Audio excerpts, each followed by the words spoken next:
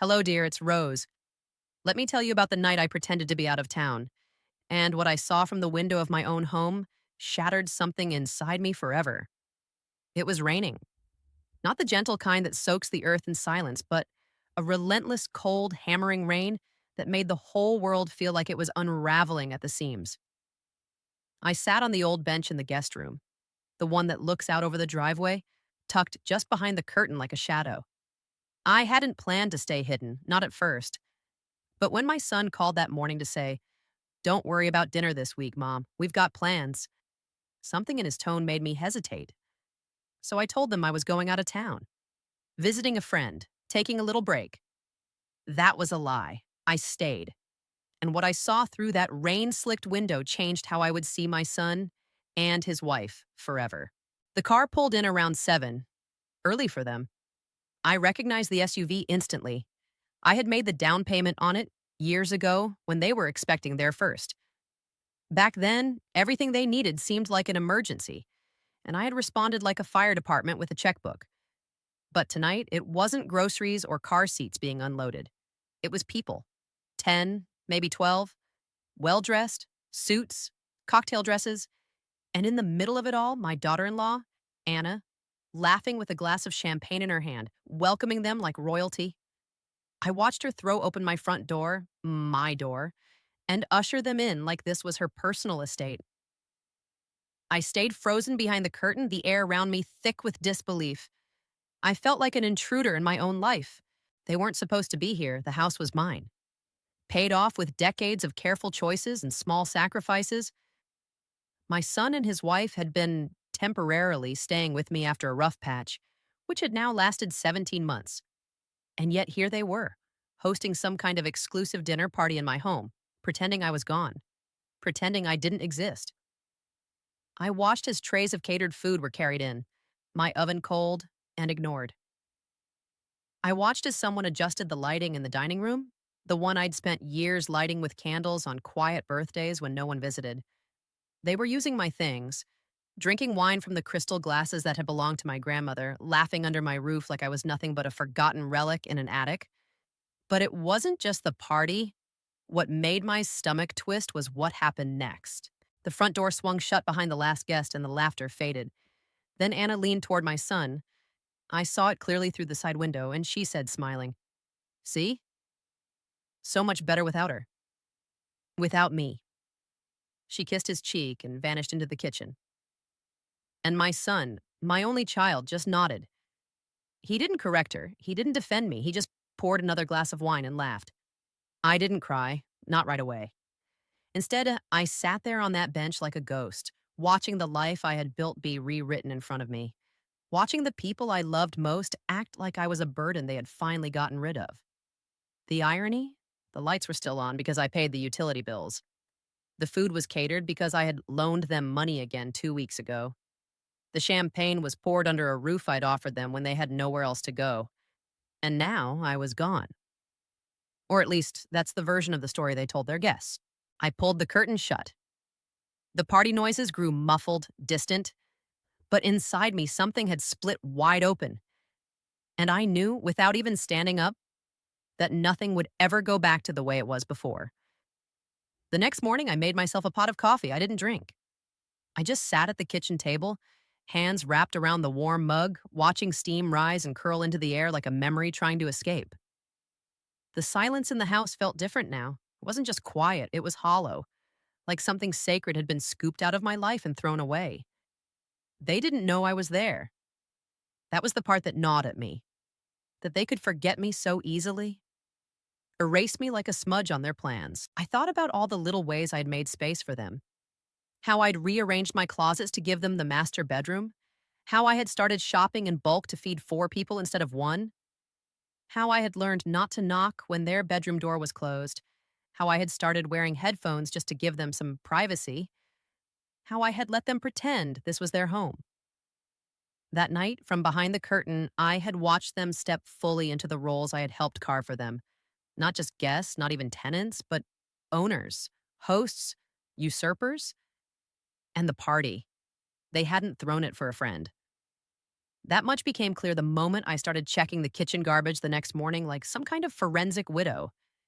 Business cards, printed itineraries, a monogrammed folder that said Grace Living Realty Elite Client Summit. Real estate agents. They had hosted an open house in my home. I stared at the glossy brochure that had somehow missed the trash bin. It featured photos of my kitchen, my garden, even the breakfast nook I'd painted sky blue after George died. I'd cried over that paintbrush. I'd cried for days that year, and now it was staged with white tulips and labeled Charming Potential Wine Tasting Alcove. I read the brochure again. Listing prepared by Anna Grace, licensed realtor. Anna. I couldn't breathe. They were planning to sell my house. It all snapped into focus. The cleaned up living room, the antique mirror that had vanished from the hallway last month, the sudden interest in decluttering. And of course, the way they'd encouraged me to visit my cousin Lillian in Asheville just for a week, just to get some rest. They hadn't asked me to leave. They had tried to displace me. I rose from the table slowly, my knees stiff but my resolve sharp as a tack.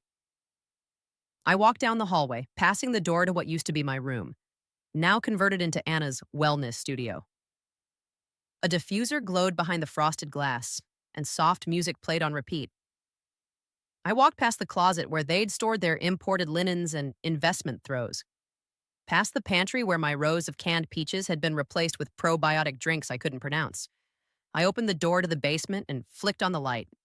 Boxes, dozens of them, labeled in Anna's handwriting, Old Lady China, Misc, Sentimental, to store, donate, to donate.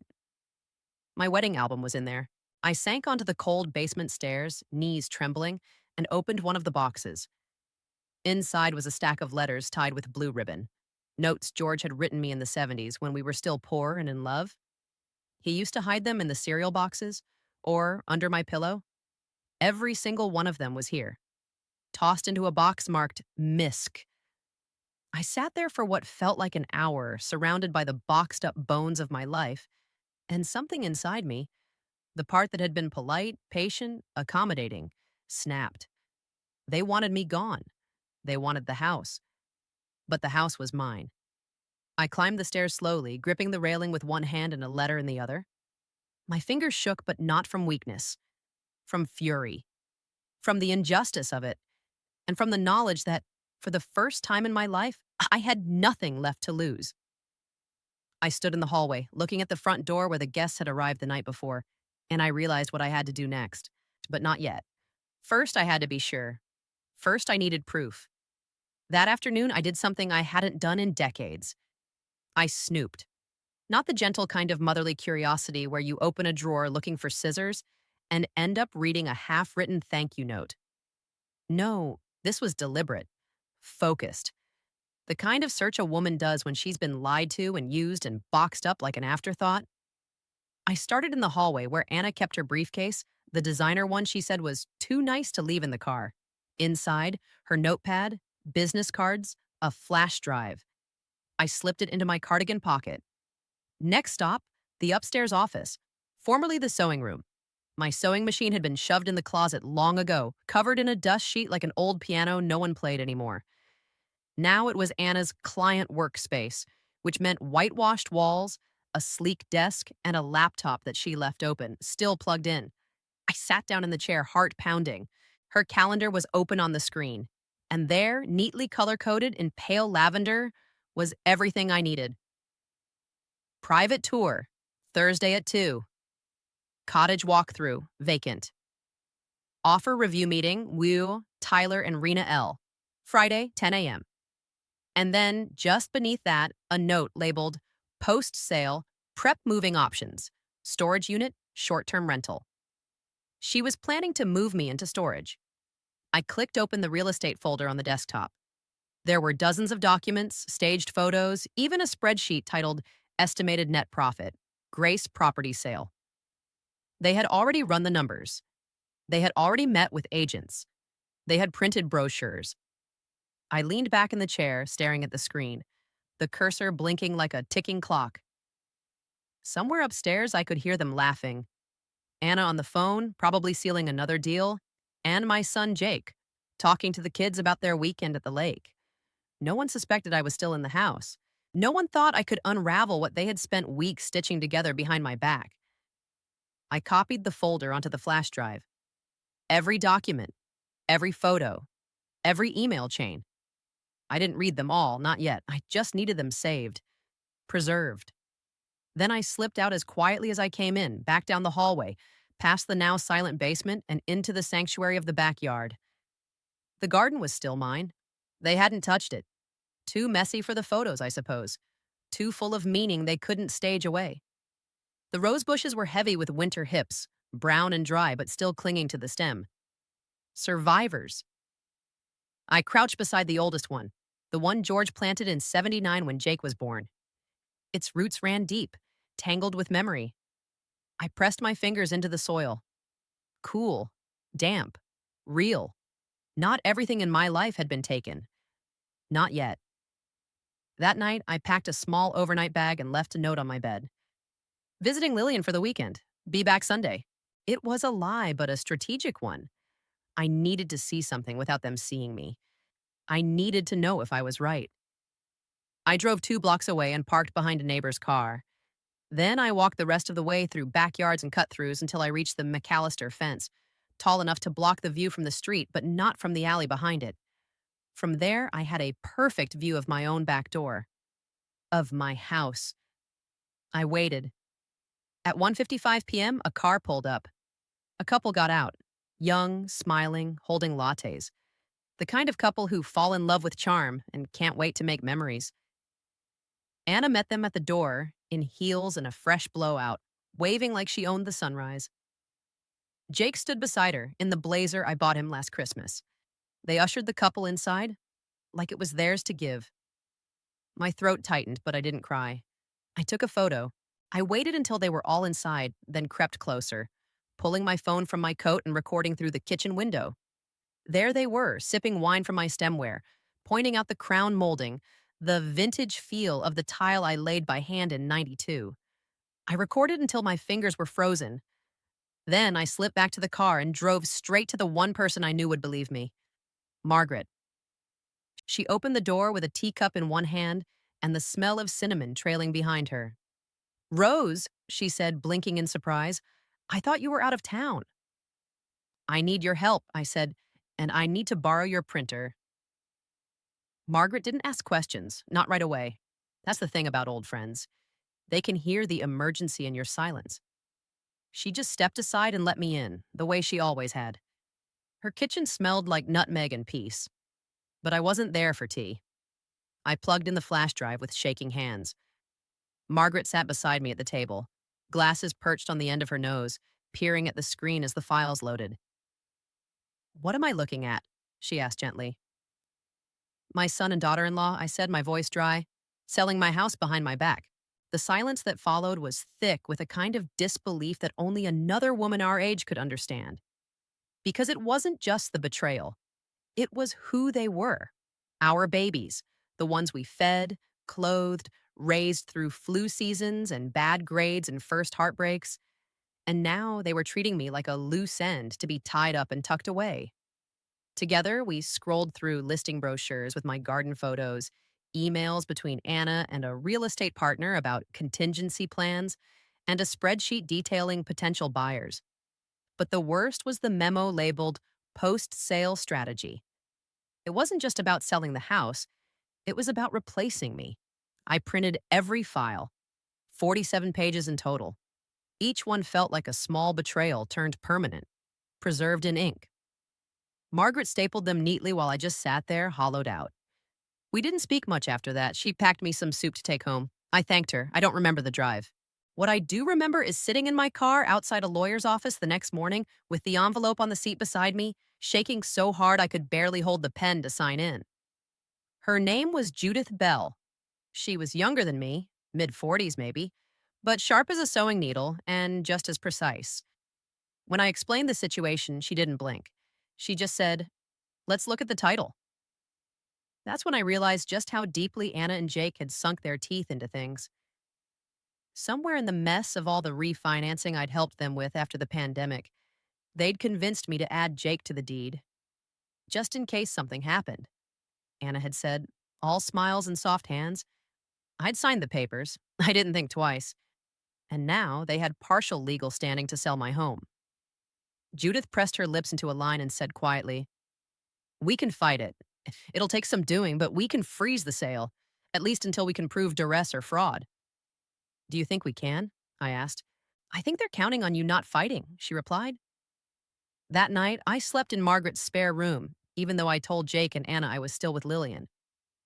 I stared at the ceiling for hours, thinking about all the ways we teach our children to take, to depend, to trust that we'll always be the net below their fall. But we forget to teach them what happens when the net walks away. I wasn't scared anymore. I was done. The next morning, I left a note on the kitchen table at Margaret's. Just 2 words. "It's time." I drove home just after sunrise, parked in the driveway like I'd never left, walked through the front door with my head high. Anna was in the kitchen, hair still wrapped in a towel, sipping coffee like the queen of someone else's castle. She blinked when she saw me. "Rose," she said, smiling too wide. "You're back early." I set the envelope of papers on the kitchen table. My voice was calm. I never left. I never. Jake came around the corner, mouth opening to say something. I don't know what, maybe another lie, maybe some clumsy excuse. But I cut him off. "I know about the open house," I said. "I know about the listing. I know you're trying to sell my home out from under me." The silence that fell over the kitchen was so loud I could hear the clock tick. "Mom, it's not—" Jake started, but I held up my hand. "I have every email, every document, every plan," I said. "And I have a lawyer now." Anna turned pale. "This is a misunderstanding." "No," I said. "This is a betrayal, and I'm going to stop it." Jake looked stunned. Not angry, stunned. Like the idea that I could fight had never even crossed his mind. I almost felt sorry for him. Almost. Then Anna did the thing that snapped the last cord between us. She laughed. A soft, condescending chuckle. "What are you going to do, Rose? Sue your own son?" I looked her dead in the eyes. "No," I said, voice like steel. "I'm going to evict you." I dropped the envelope on the table with a satisfying slap. "You have 30 days. And I walked out of the kitchen, not because I was angry, but because I wanted the last thing they saw to be the back of me. Leaving. By choice. I didn't cry. Not that day. I think there's a point, somewhere past humiliation, past rage, where your tears dry up out of sheer preservation. That's where I lived, in the hollow space between heartbreak and resolve. And in that space, I got to work. Judith filed the emergency injunction the next morning. The listing was frozen. The pending offers were notified. My home was off the market. Temporarily, at least, it was a small win. But it lit a fire I hadn't felt in years. Jake tried to speak to me once, just once, a few days later. I found him standing awkwardly in the hallway outside my bedroom, holding a mug of tea like a peace offering he'd stolen from memory. He didn't even knock. He just said, "Mom, you blindsided us." I turned slowly, arms folded. "You blindsided me. You opened my home to strangers. You called it vacant. We didn't mean stop." It came out quiet. Final. The kind of voice a mother uses when her son is 4 and about to touch the stove. And to my surprise, he stopped. He looked down at the tea, unsure what to do with it. "I was just trying to take care of everyone." He mumbled. "No," I said gently.